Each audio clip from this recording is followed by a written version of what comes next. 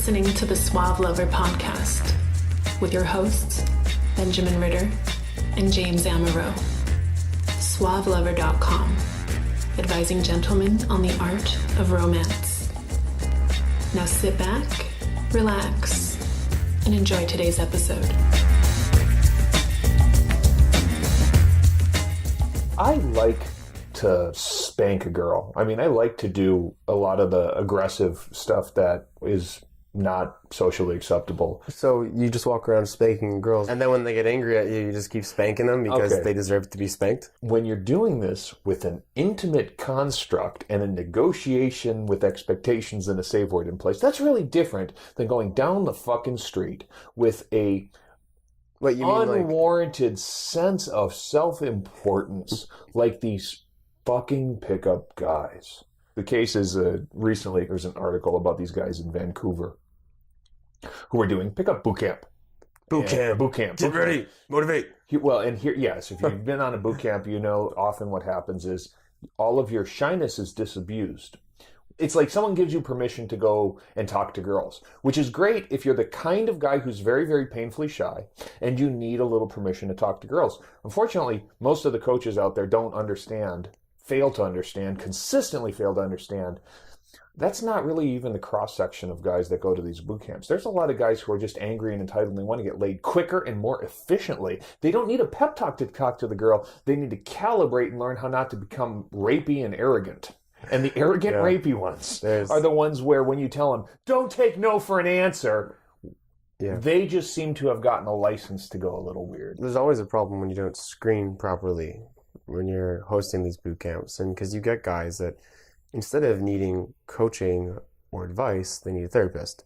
Mm-hmm. And when you give certain people the permission to just not listen to no and not listen to social signals that are saying, I'm uncomfortable, this is a dangerous situation, to see the person that you are approaching as prey like that isn't going into beast mode. That can be beasting. That isn't capable of actually knowing that's fucked up.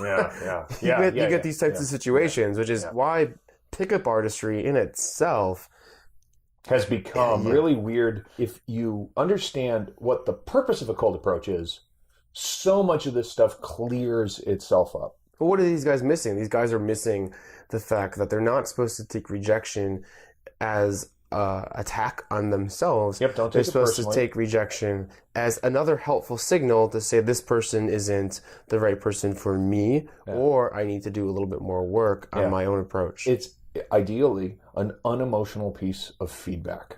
If you are able to take the fact that you're being rejected, you're being asked to leave, she's just not into you, she doesn't want to talk to you. If you take that fact as unemotionally, uncritically as a piece of feedback, then you're not invested in the outcome.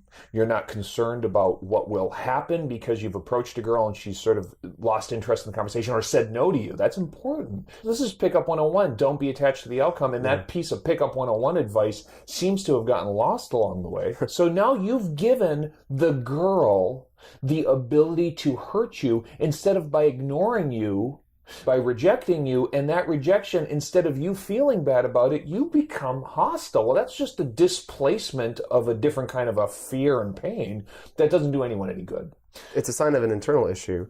And a really good example is taking a class in college that has no effect on your GPA. Yeah. You're literally just walking into a random class and you're sitting down every day because you want to learn something. Sure. And you take a test and you get a really bad grade. It has no effect on you long term. It has no effect on your future. All it's symbolizing is that, hey, this teacher either doesn't like the work that you're turning in or you don't know the work. And it's like you going up to the teacher and slamming her in the face. Like, why would you do that? That's just feedback. Literally feedback that has no effect on any part of your future being. Yeah, it's killing the messenger. You can do whatever you want. This is true, and coaches help you understand this, and personal development gurus help you understand this. You can do whatever you want to whomever you want. In fact, you can go armed, and if a girl rejects you, you can shoot her once.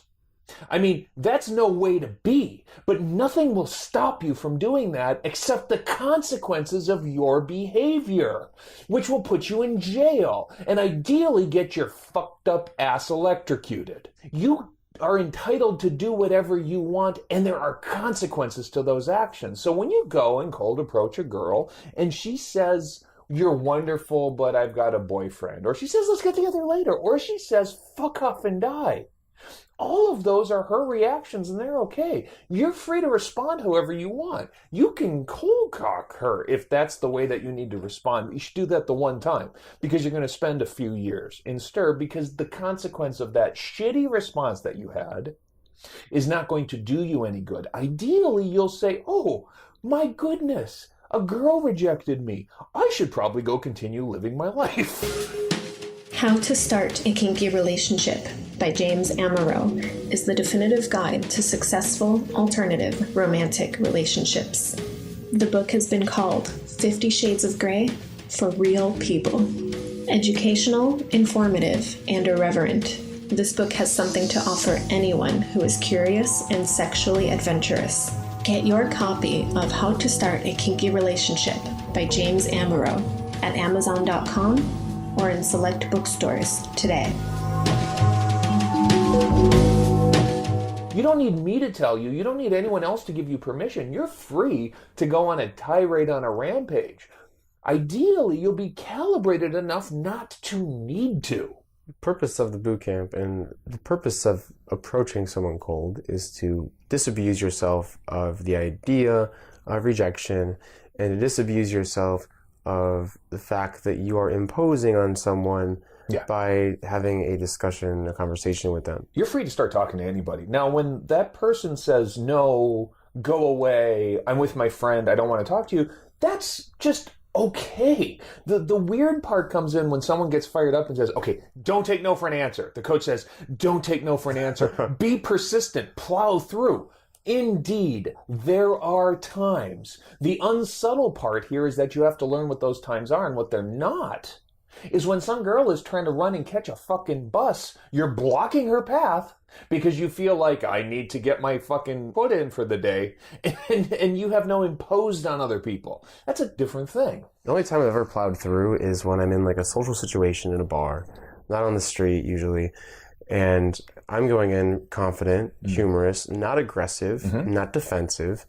And then you're getting teased. Yeah, and then I get teased. One or two of them will be kind of playing along and having a good time, and the other one will be like, make fun of my shoes or laugh that I was drinking from a straw, or say I'm probably gay, or really like, "Who do you think you are? Come and talk to us." And one, she could just not like me, which is completely okay. But I'm not sitting there and getting like, "Fuck you, you stupid bitch."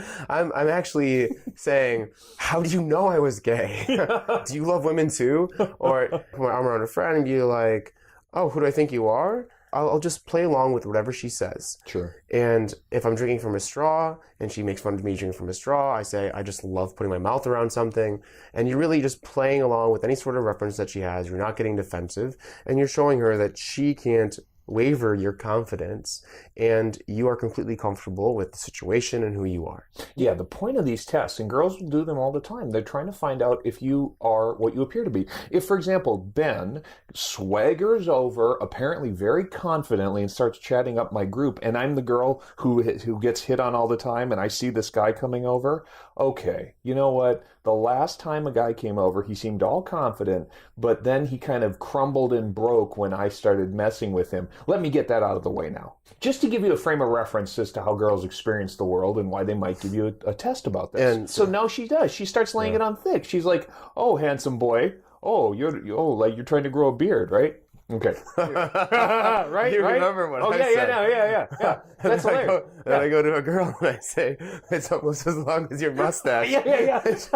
Remember that? Yeah. Oh, that was bad. No, but you're playing with it. Oh, yeah. You're playing again, with it. so for example, in that one situation, she seemed to be offended yet playing along still. Oh, yeah. And after I realized that I actually did offend her, I apologized. Because there comes a time where, despite you trying to calibrate for the situation, despite you trying to meet her and take her home, you have to understand if you offend someone, make sure that they're okay. Yeah. I didn't mean any harm. I'm just kidding around. Have a wonderful night. Yep. Yeah, and that's how you just kind of exit the situation. And then next time you learn, well, maybe I should have calibrated a little bit softer on her. Or maybe I don't want to talk to someone like that because I can't get my jokes.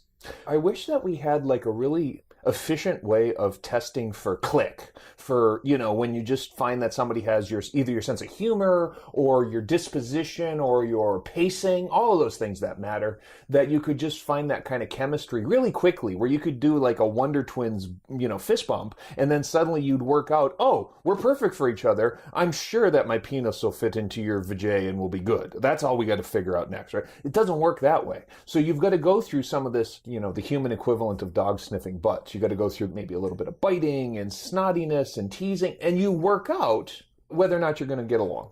And you do this in a sort of boot camp setting. The idea behind the boot camp is to disabuse you of a collection of typical insecurities that typically shy guys have. Not to quickly seduce as many humans as possible. I think the main purpose of going out and doing cold approaches is to get over sort of some intrinsic anxieties, typically that shy guys have. But now we've coached a lot of guys who are in no way shy. They're miscalibrated in the other direction. They blow themselves out because they come across as being too strong. Guys who have a lot going for them need to figure out how to sort of slow release themselves to girls so that a girl becomes interested, her curiosity is piqued, and he doesn't lead with, look at the car I'm driving. Or, I'm really popular, I have an awesome social group, and the only girls that I end up talking to and having sex with are the girls that stay the latest, and they want to have sex with me. And they feel that they don't know how to date someone, and when they do find someone they really like, they overly load them with intimacy and love because they feel that it's something really important. They don't know how to calibrate normally to a girl because they're only used to being in those, liquid situations with alcohol. And these are the guys that literally are afraid to approach a random girl. They feel that they need to take someone out to dinner. They still have this romanticism in them, and they feel that a man has to treat a woman like a fragile fucking vase, and that they don't have permission to talk to a girl when they want to, no matter how amazingly successful and wealthy they are. The Essentials by Benjamin Ritter is your concise manual for life improvement and success with women. The Essentials has been called a straight-to-the-point lesson in the lost art of being a man. Packed with insights, this book will transform the way you think about dating and relationships. Get your copy of The Essentials by Benjamin Ritter at Amazon.com or in select bookstores today. When you have this sort of conflation of not very helpful beliefs, the point of a boot camp or cold approaches is to just really uncover that most girls, most of the time, are not the stone cold bitch queens that you imagine them to be. Most of them are willing to chat with you for a few minutes, give you the time of day. Some of them are more interested than others. Some of them genuinely do want to sleep with you. They get to know you and they like you and they want to eventually get in bed with you. It's probably more the case that you want it to be a convenient transaction and she might want to spend a little time liking you first, but whatever. Shit, even with Tinder, you have to have interesting conversation. No, right? It's transactional. It's just like, come on, man. The purpose of boot camps and cold approaches is to really get you out of your comfort zone. And it's not easy because you have your life, you have your schedule, and you have where you like to go and who you're comfortable being with. And you tend to limit yourself so much by that. And a lot of men need to take control of their situation, of their masculinity, of their relationships, of their social circles, and expand them by gaining the confidence and disabusing yourself of this idea that rejection is bad and talking to a random stranger is bad. And taking a boot camp and getting put into uncomfortable situations at places that you've never been, talking to girls that you've never talked to before.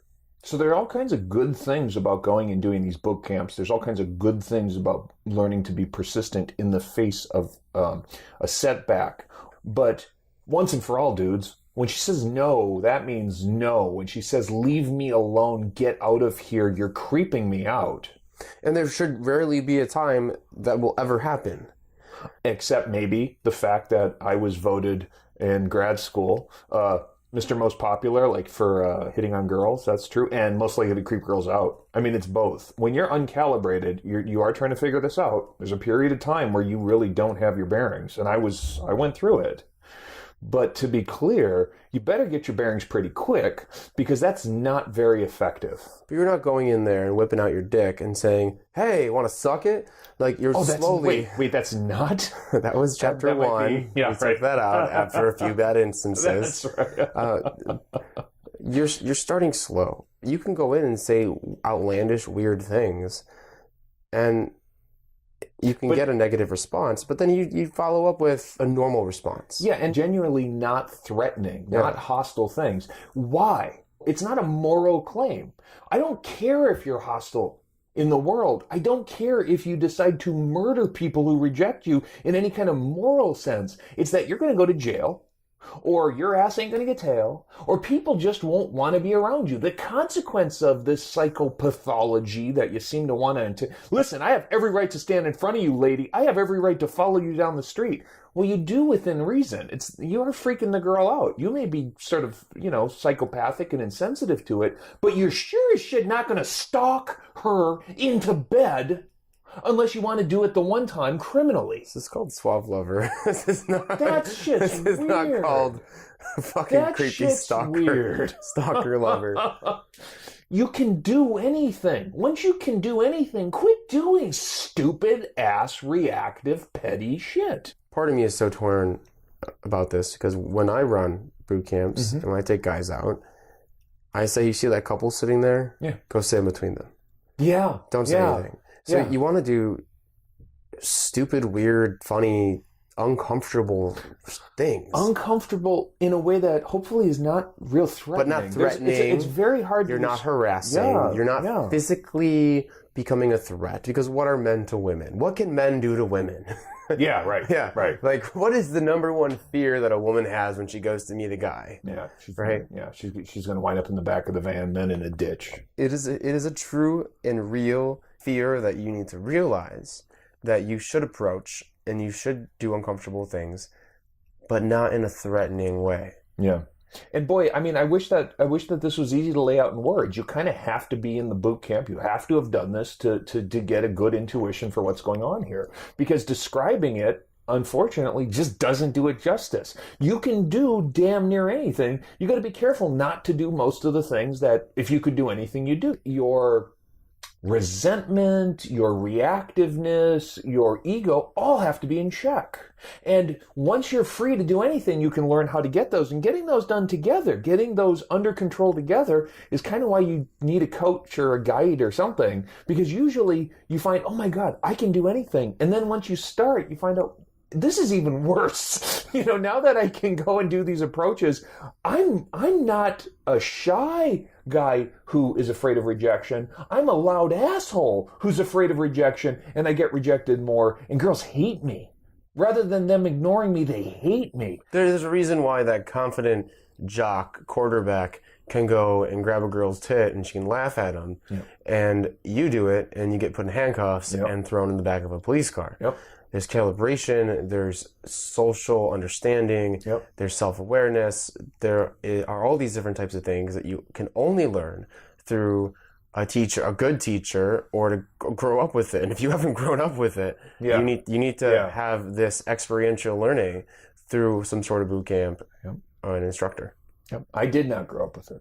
So I had to learn the hard way that I had handcuffs back of a van. I watched really good guys and I practiced and I got it wrong a lot of the time, and I got it right more because I was paying attention, and my ego I was able to clear out, and I can help other people get their ego out of the way if they want to. What I can't do is help somebody become malicious towards people. And I think that's what I see a little bit more than I like to see. This malice, this hostility. I don't get it. This anger towards women just needs to stop. Yeah. Make love, not war. Save the whales, but shoot the seals. And have sex with dolphins. Because it fits. It's disgusting, but it's true. You have been listening to the Suave Lover podcast. Visit suavelover.com to become the kind of man that women crave.